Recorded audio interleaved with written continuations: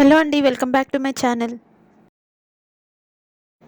ఇప్పుడు ఒక బౌల్ తీసుకొని అందులోకి 6 to 7 టొమాటోస్ కట్ చేసుకొని వేసుకోవాలి. అలాగే 15 to 20 మిర్చి కట్ చేసుకొని వేసుకోవాలి. అలాగే ఒక గుప్పెడు కొత్తిమీర వేసుకోవాలి. అలాగే 7 to 10 వెల్లుల్లి రెబ్బలు వేసుకోవాలి. తగినంత సాల్ట్ అండ్ ఒక టీ స్పూన్ జీరా వేసుకోవాలి.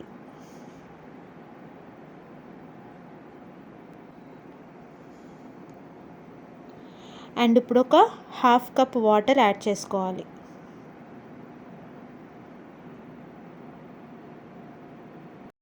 అంతే అండి, మూత పెట్టేసుకొని మనం వీటిని బాయిల్ చేసుకుందాం. గ్యాస్ మీద పెట్టుకొని చూడండి, బాయిల్ అవుతుంది. అండ్ చూడండి, వెజిటేబుల్స్ అన్నీ బాయిల్ అయిన తర్వాత మనం పప్పు దువ్వతోని ఇలా రుబ్బుకోవాలి.